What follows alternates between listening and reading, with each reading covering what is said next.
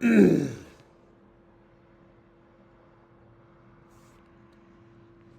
love and peace. Today, at this moment, we got a message for the mixed brethren and sistren, young and old, big and small, them that been bullied in any kind of way, from distant strangers to very close loved ones, the bullies. This is a message for the bully them. Black, white, red, yellow, brown, whatever, rich, poor, whatever, big, small bullies, whatever. A message for the bullies.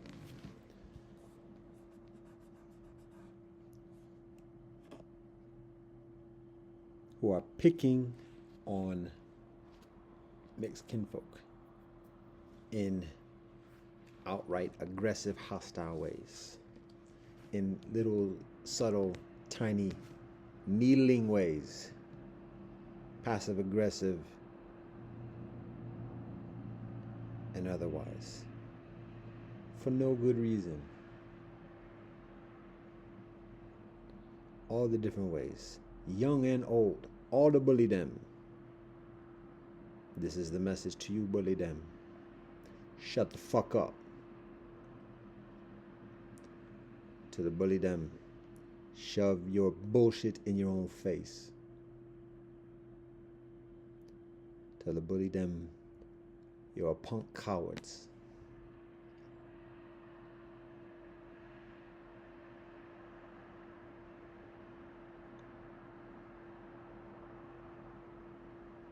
Plain and simple. Regardless of who you are, bully them. Whether you're the big bully with the big muscles, with the big guns, walking the big streets, or you're the tiny bullies in the tiny caves,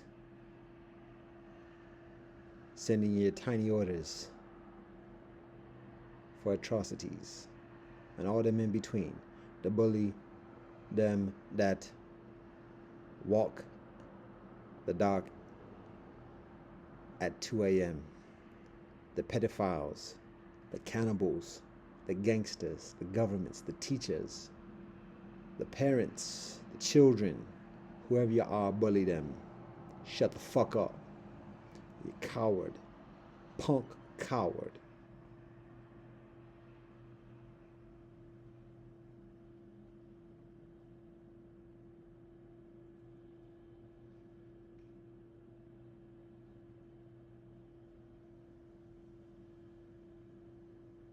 Plain and simple. Shove that bullshit in your own face. Bully them.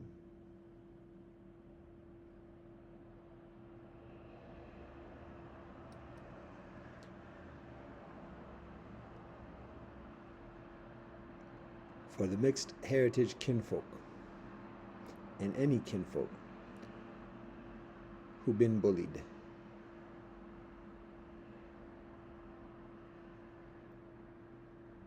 who experience the aggressions,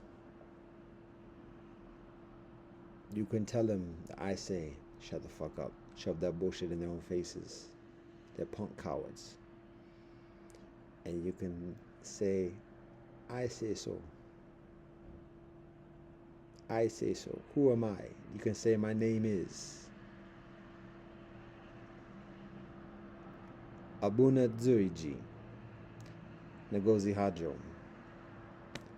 Peter Johansson OCC. You can tell him I say so. Shut the fuck up. Shove that bullshit in your own faces. Punk cowards. Now who am I? I'm a piece of shit. No better and worse than anybody else in this life. I walk with God. And them bully them don't want to see the outside. Them don't want to see the outside at 2 a.m. when the pedophiles and the cannibals walk their dogs and the shadows dance. Woody. Them don't want to see the outside where the predators sit in the woods along the path and wait.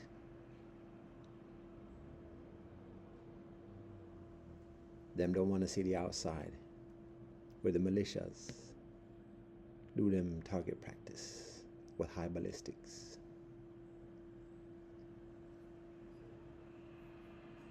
Them don't want to see the outside where stray bullets are less stray than you think on the streets.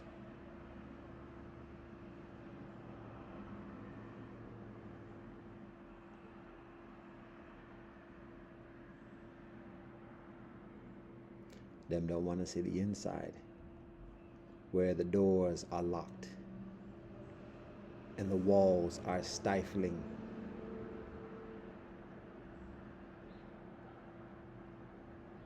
Them don't want to see the inside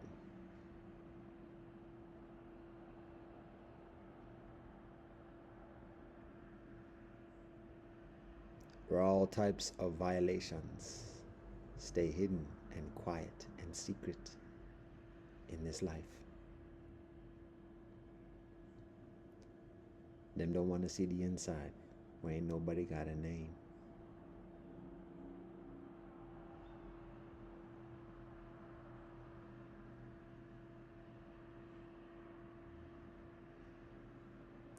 Them don't want to see the inside where kinfolk are force-fed and tortured.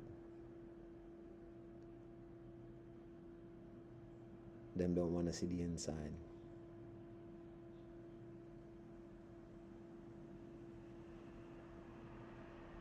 where the closest loved ones betray and violate on a daily basis. Stockholm Syndrome. The bully them don't want to see. Coward punk. Now, that's strong talk. That's aggressive talk. That's pushback. And with that pushback, there's love. There's understanding. There's recognition of truth and pain within the bullies. Why the bully become them bully them.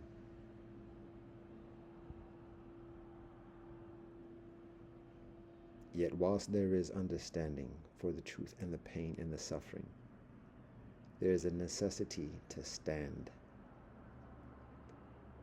and say no, stop. And when that's not heeded, to say no, stop.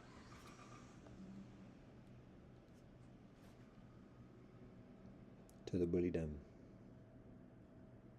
regardless of who they is, black, white, brown, yellow, red, whatever, rich, poor, high, low, big, small, young, old, whatever, to bully them.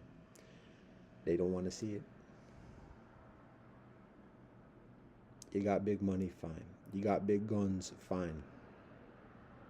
You got big technology, fine. You got big brains, fine. You got big breasts, fine. You got big mouth, fine.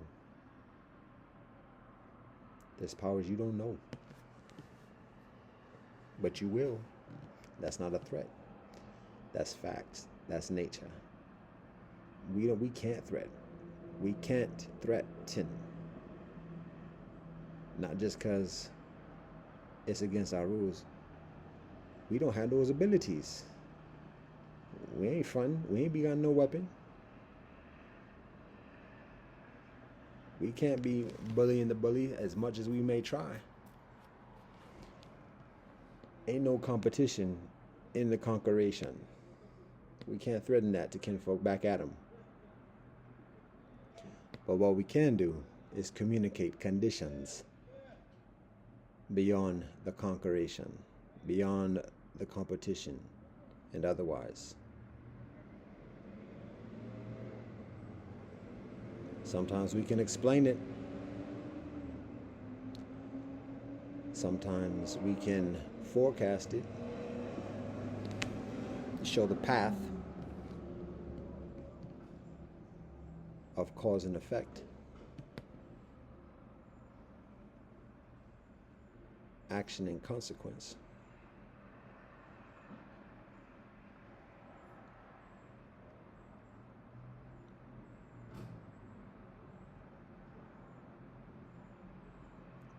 We walk as humble as we can with honesty and compassion on these roads of creation. We're not going to conquer the bullies. We're not going to live, I am not going to live beyond the devil. I'm not going to outthink or outsmart the devil. I'm not going to outpower the devil. I'm very mindful of speaking in the negative and in the absolute, but I also know the nature of the world, the nature of the universe, the nature of life. And that's what is taught, that is what is shown. Ain't nobody in this life, ain't no person, ain't no being. Be careful about that. Ain't no living being gonna outlive the devil. Ain't no living being gonna outsmart the devil. Ain't no living being going to outpower the devil.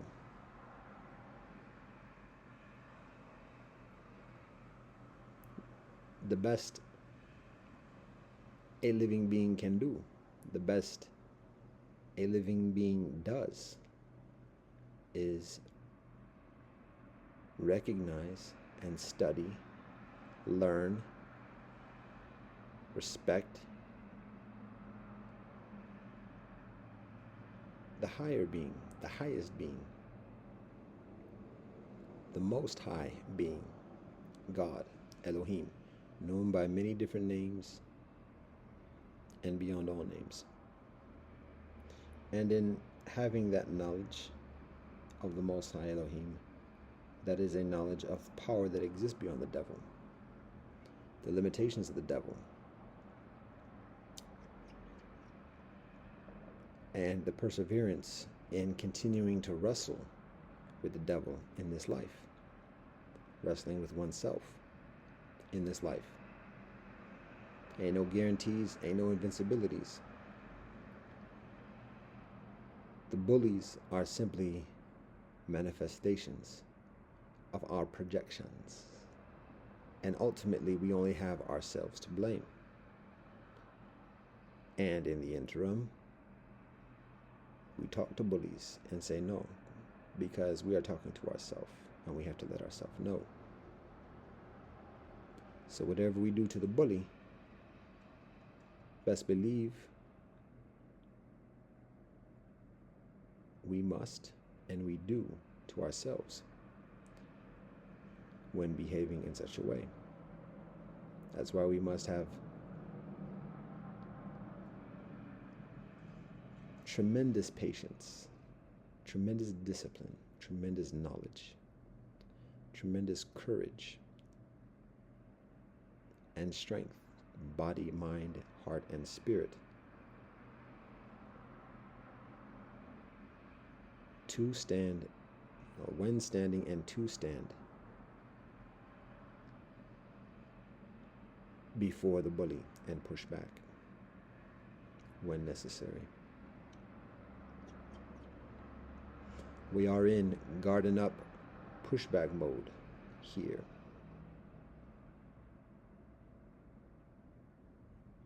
Amidst the air shows and street fairs. Peace and blessings to all.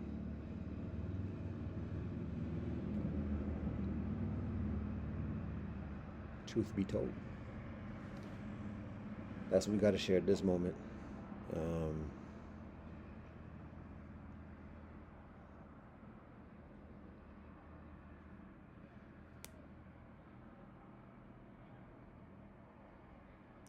That's the public service announcement. All in English. We're doing English today. What up?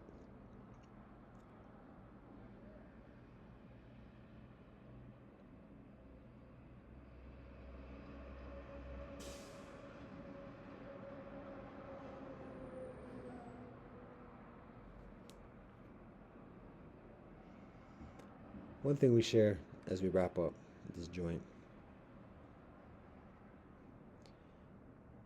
is recognizing within Sistren, particularly mixed heritage Sistren,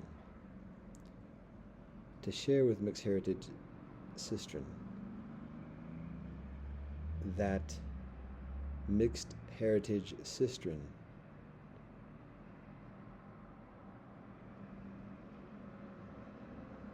begin from creation, are first two.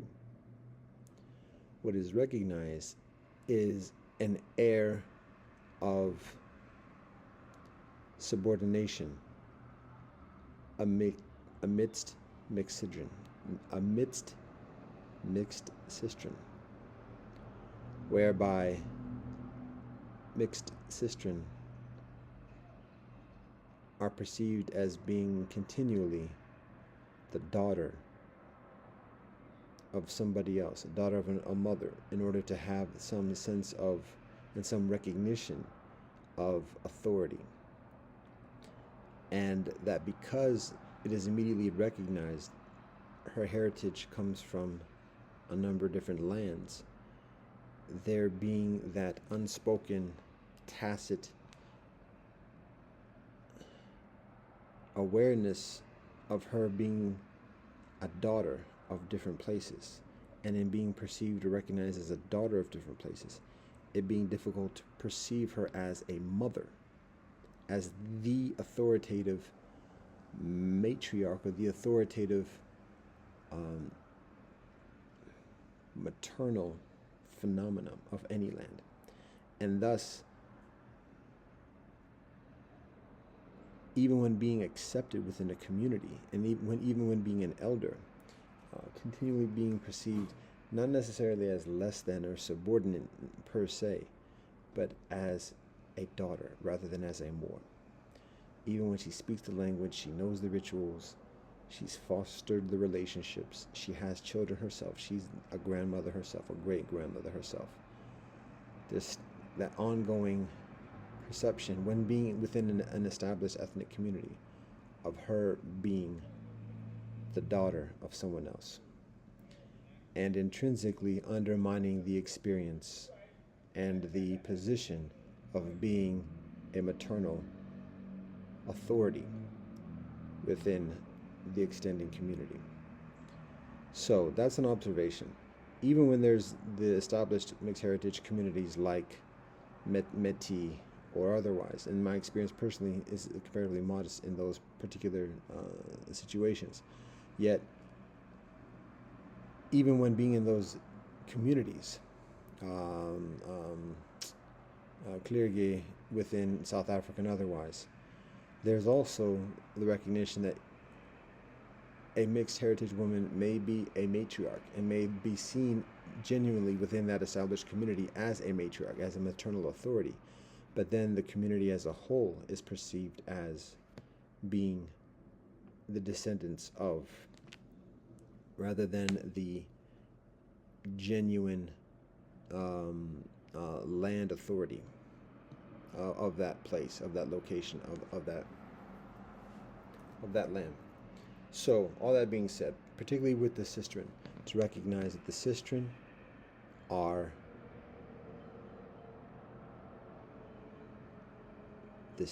begin from creation, like everyone else. The Sistren are a matrilineal heritage, a lineage from creation, with the same maternal truth, the same maternal legitimacy, the same maternal authority as other matriarchs. It is a given and it's not a given. It is a given in the sense that this is the heritage, this is the lineage, this is the inheritance, naturally by being a being in this universe. But it's not a given in the sense of just relying upon the lineage itself. It requires work and study and knowledge and discipline, language, customs, rituals, relationships, ethics, and otherwise.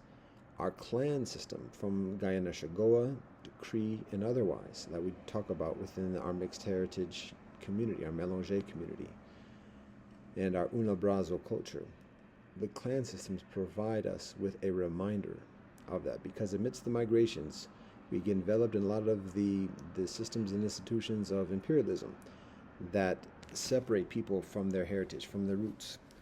So when kinfolk look to be further grounded, to be further stabilized amidst the weather conditions, the storms, to be further harmonious and genuine in our relations with life in this universe, on this earth, particularly all our relatives. The clan system, the clan mindfulness, is a very beneficial way of cultivating that experience of relationship and stability, the relationships and rhythms. It is a mindfulness within our own self personally, in relationship with Creator and creation and all our relations. It's also a mindfulness of our relationship within our immediate family, our parents, our siblings, our children, our spouses, our extending family. And that's what clans are, the extending families and the extending community of families, and how we work with each other, how we live with each other, intentionally, regularly, cooperatively, and naturally, respectfully, prosperously.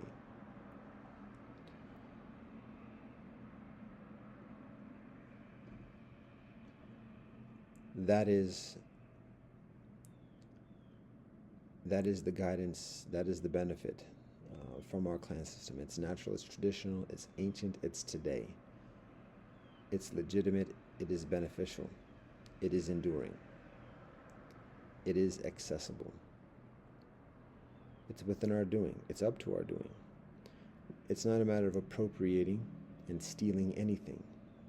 It's sharing the wisdom, providing thanks, recognition, and support, and being responsible. Again, it's not a given. It requires work.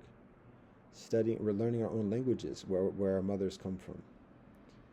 Learning the customs, practicing the ethics, letting go of a lot of the things that are not healthy.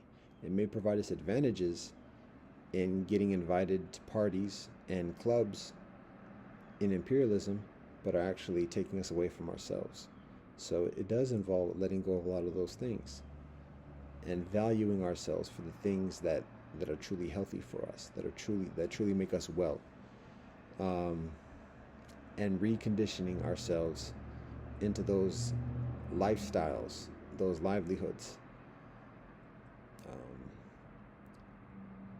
that might be seen as boring and monotonous, but at the same time are actually very strong and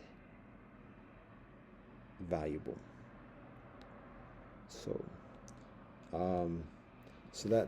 that's the basic of it. Again, for Mixed Heritage Sistren, to recognize the maternal authority that exists within Mixed Heritage Sistren since creation,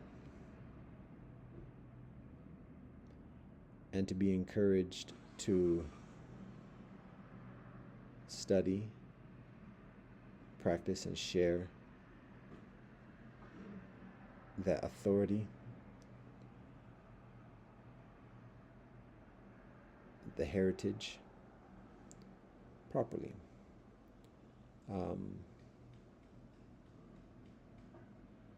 To know that you are supported to do so, that you are needed to do so by mixed heritage kinfolk and by all kinfolk of the world.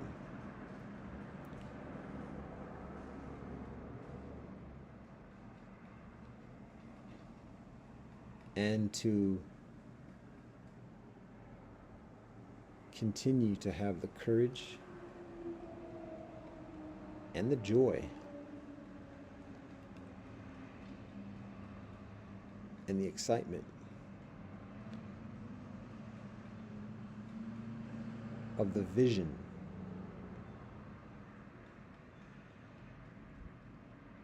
of being mixed heritage, of being within mixed heritage communities, of being within mixed heritage clans, families, step by step.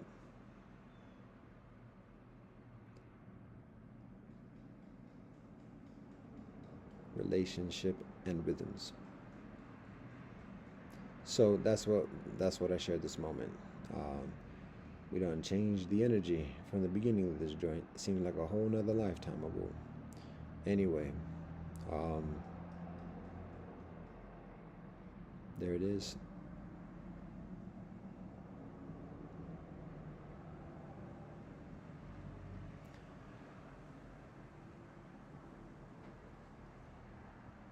Amidst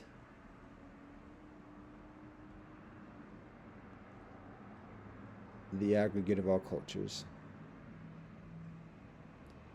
the aggregate of our histories of the world,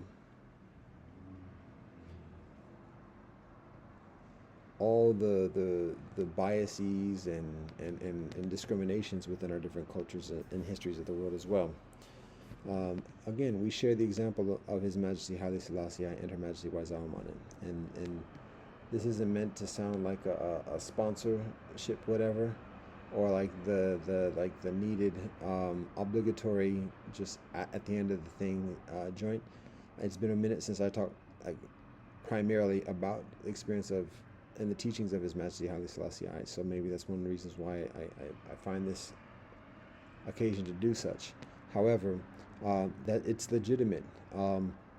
Again, because recognizing, just being honest, the colorism that exists within our world culture, even amidst our Mélanger kinfolk, and how His Majesty Haile Selassie I emerges as a sovereign leader from African culture that is, on one hand, devalued around the world because of colorism, but at the same time is respected and revered because of the ancient nobility that exists within Ethiopia for thousands of years. And thus, civilizationally, it is a very beneficial paradigm to be mindful of, specifically within our Mélanger experience, because it is beneficial for us to recognize that in our omnilateral nature and methodology of mixed heritage, Nis, Blasian, Wasian, Hapa, and all around, that Africans are in the mix. And that it's necessary for mixed kinfolk to be not just the PC pat on the head cool with black folk and Africanness, but to actually like see the value, to feel the value, to respect the value, and even to be the value of Africanness. Now that's not a spiel of everybody's got to be African or whatever else like that, but it's a matter of identifying, and not in a patronizing, oh, we put in our work, clock out kind of mindset.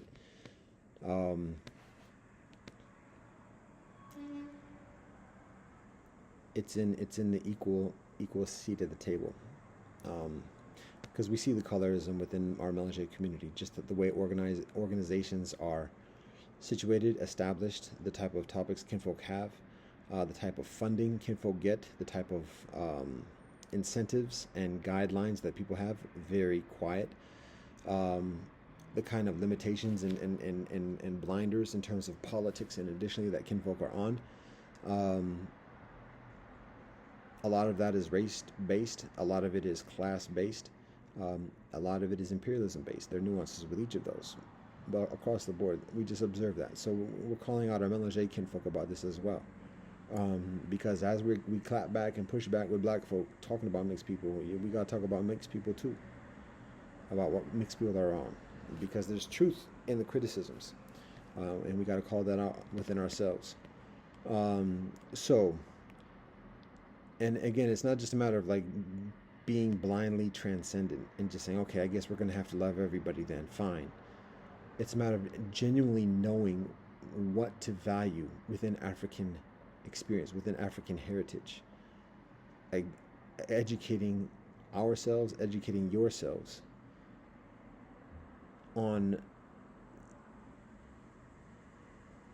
the history, the legacy, the contributions of Africa to civilization, and why it's advantageous, it's beneficial, and it's necessary to respect and value African kinfolk, particularly within the mixed of our Mélanger community. So, and that applies to every ethnicity, indigenous, European, East Asian, South Asian, Mediterranean, and otherwise, Iberian, and otherwise. Yet,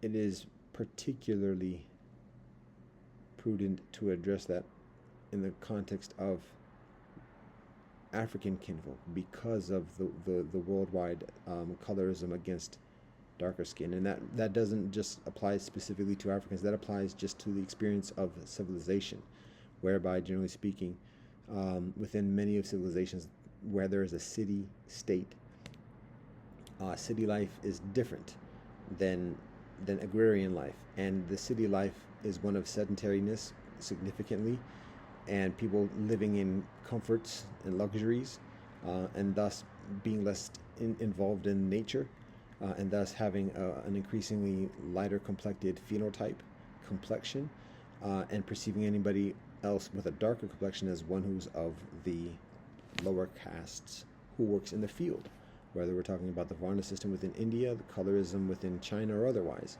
So it's just a phenomenon. It doesn't even go beyond just Africa, and it's essentially, in the world context, epitomized within Africa. So, all that being said, in the process of strengthening our Mélanger community and being honest, in addition, because again, our organizations at this moment are set up in divisive ways in many ways. From the Eurasians in Singapore calling it all out, Métis in the northern part of this continent, and otherwise, there's colorism. Even we get into the jungles of the Guarani land in Yanomami of Brazil, colorism. So just putting on the mix. So the part of the solution in strength is strengthening ourselves so that we can support each other. And when people want to be just bilaterally mixed or multilaterally mixed, fine. But for those of us who are inclined and called to be omnilateral, we have to have this conversation. We have to be honest and upfront and candid. And then when we talk with others who are just multilateral and bilateral, fine, we can respect each other, but recognize where we're coming from and be honest about your racist bullshit. It is what it is, but be honest about that. We can still work with each other just like we work with everybody else. But we're not gonna not gonna let that slide. So, on our side, we're omnilateral. And when being omnilateral, we gotta talk about all this. We gotta not just talk about it. We gotta be it. So, for those who do have that inclination and that call, regardless of what their heritage is, mixed, homogenous, or whatever, but just I'm with this vibe.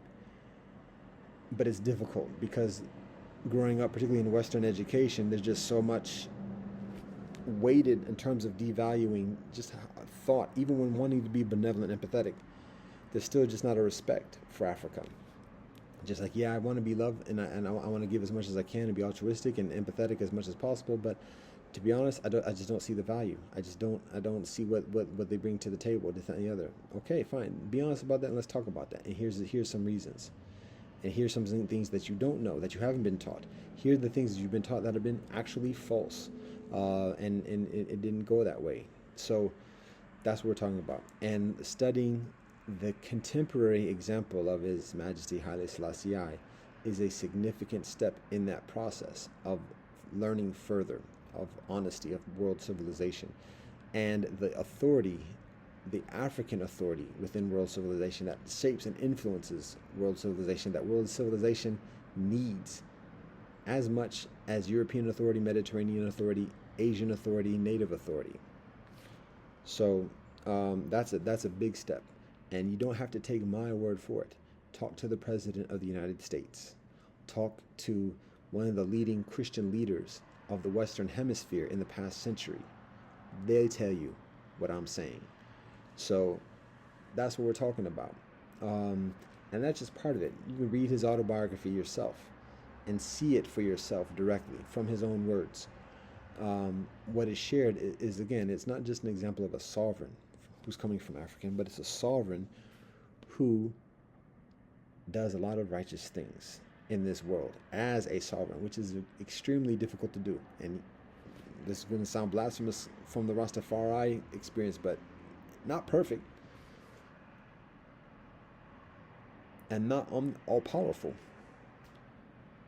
Yet at the same time, providing a very convincing and encouraging example and explaining a lot of the thought process in that process. So it's authority coming from Africa, ancient authority, lineage of Menelik, Solomon, Queen Makeda, what am I saying? Um,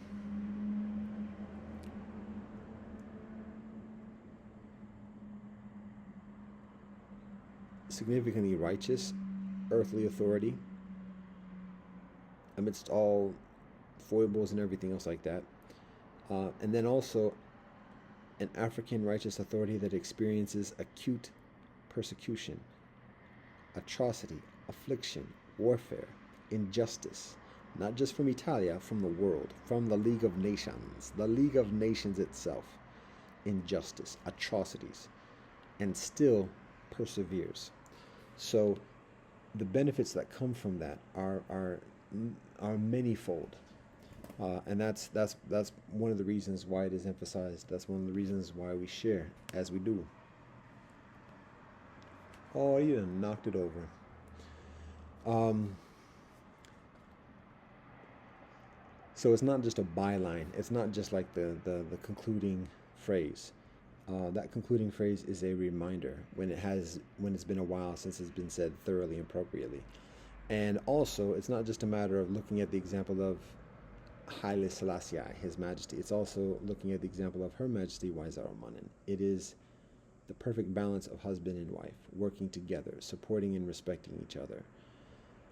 Masculine authority and feminine authority, something that is so, just in saying it, feeling it right now, so healing amidst the conditions of today, amidst such deterioration of traditional family, without the necessity of apologizing or making excuses or disclaimers or whatever else. Man and woman, husband and wife, family, period, full stop.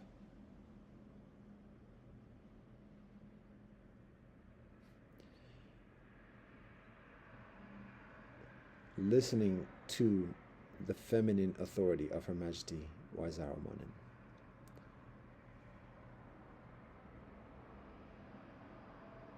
The king being a king, queen being a queen. It's okay. Queen don't have to put on the pants.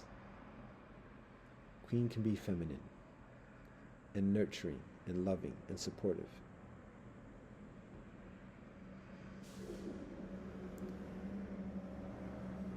It helps sober a lot of the gaslight of the moment for all peoples of the world, all cultures, all colors, all creeds.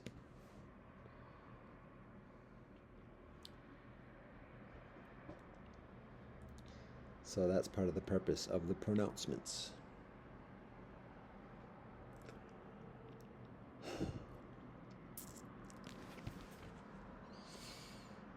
And there's a knowledge. There's knowledge about how the world works. There's a knowledge about how to be sovereign amidst the intrinsic inferiority complex of the Republic, always being at the best number two. How to be responsible, making decisions for the well-being of others and oneself, avoiding temptations and threats and lies and corruptions and betrayals and deceits and schemes and earthly powers that are greater than one's own, bombs and planes, poison gas, tanks, machine guns, and otherwise. Walking with kings and queens and the courts, making laws, building universities, negotiating deals for infrastructure,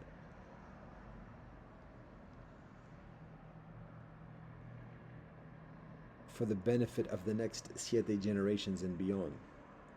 Having a mindfulness of the consequences of all these actions, just talking with people, just sitting with people, the negotiations, the contracts, the treaties, the weight of all these decisions.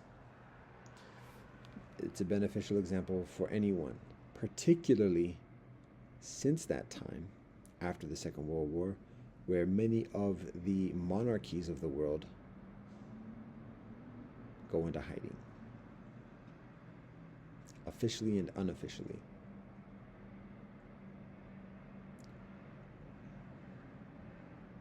As the world returns from the Republic in preceding generations, Elohim willing, there's the need of guidance of how to be a sovereign again, of how to accept that responsibility, of how not to rely upon behemoth anonymous institutions pointing fingers at each other and expecting somebody else to do it, but claiming to be authority at the same time. What it actually means to be authority, what it means to have that weight, what it means to sacrifice and compromise for the sake of the whole, like a Far does, like a Moor does. His example, that of Haile Selassie, and her example, that of Waizar Amanin, also provide a beneficial bridge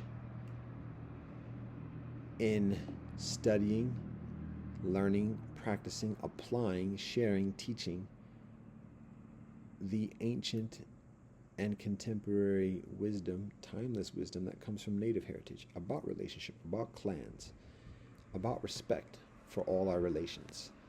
The example of His Majesty Haile Selassie is extremely compatible with the ancient wisdom of native tradition and heritage.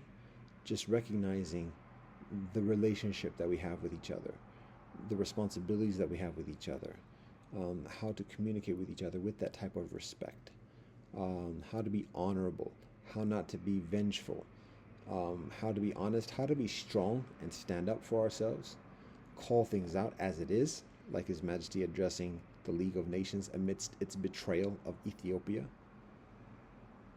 And after one is proven right, rather than being gloatful and everything else, okay, we got work to do. We got a lot of healing to do. It's very native. Amidst the world imperialism.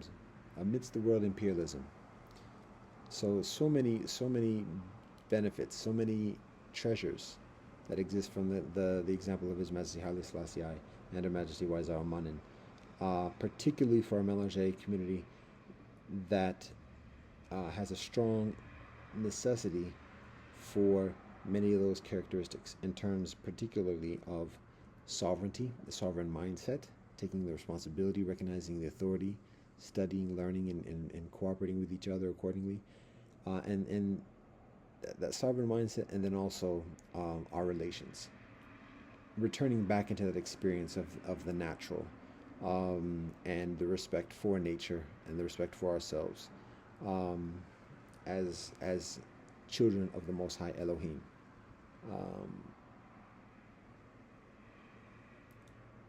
And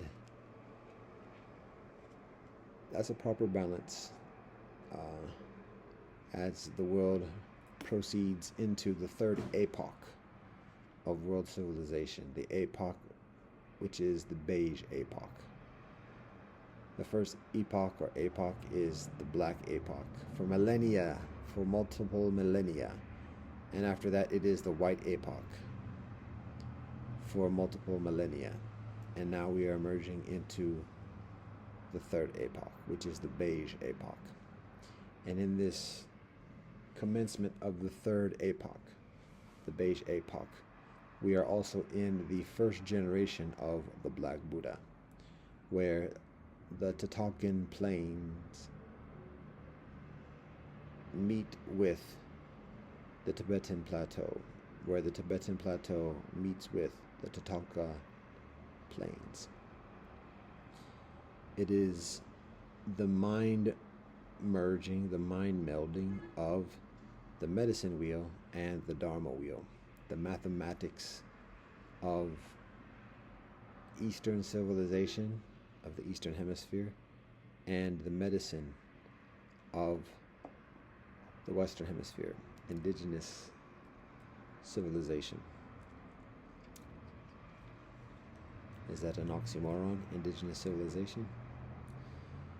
You must learn. The sparrows are enjoying the schoolhouse. That's nice.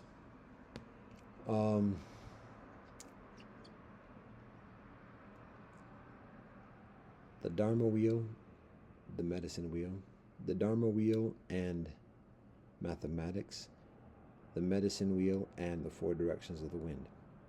All are relations. We give thanks and praise to the Most High Elohim. Blessed love and peace in Rastafari.